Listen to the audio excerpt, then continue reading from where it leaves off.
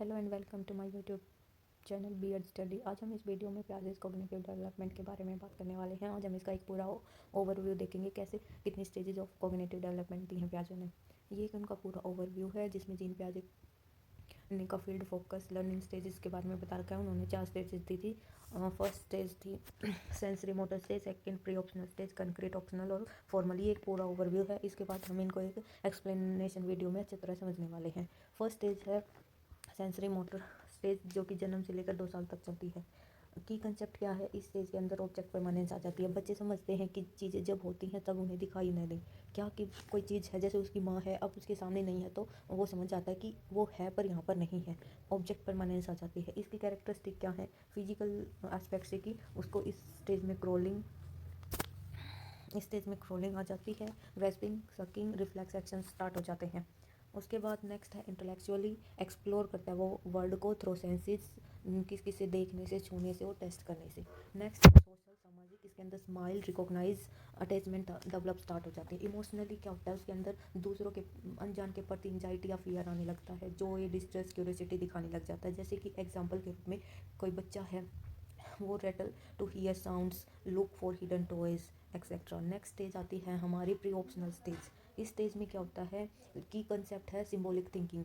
ये 2 से 7 साल तक होती है। इसमें बच्चा शब्दों और इमोजीज के माध्यम से सोच सकते हैं, लेकिन लॉजिक कमज़ोर होता है इस टाइम पर। मेन कैरेक्टरिस्टिक्स क्या है, फिजिकली वो running, climbing, drawing using simple tools का स्टार्ट कर देता है। नेक्स्ट इंटेलेक्चुअली, इसके अंदर इकोसेंट्रिक थिंकिंग स्टार्ट हो जाती है। अपने पर्सपेक्टिव को ही सच मानते हैं, इमेजिनेशन करना स्टार्ट करते हैं, प्रिटेंटेड प्ले स्टार्ट करते हैं।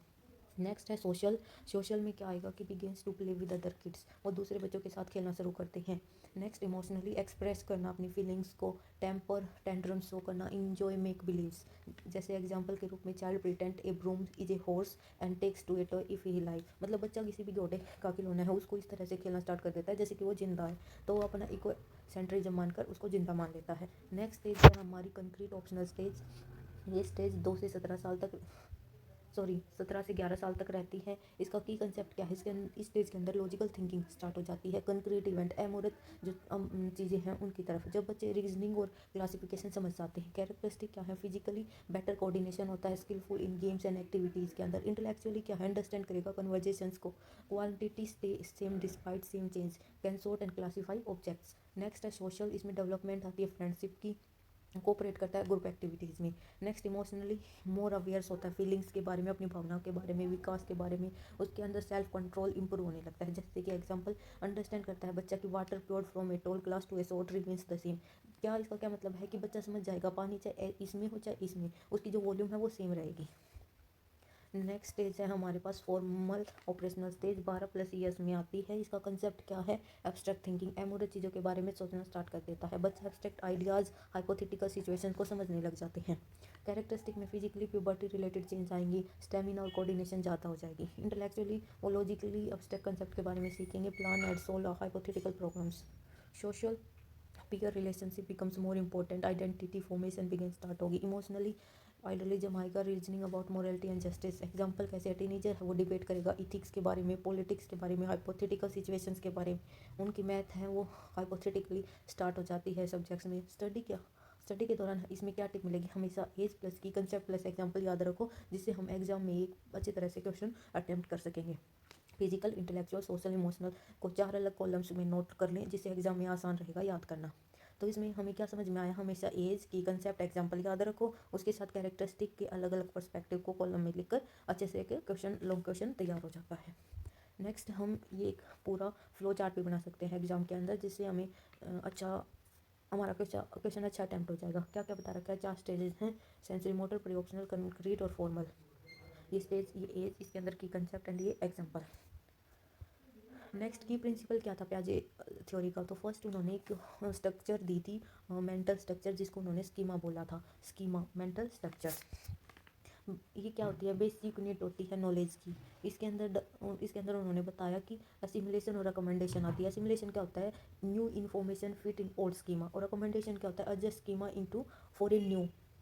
Stages of stages are universal, every child goes through them in same order but timing can very.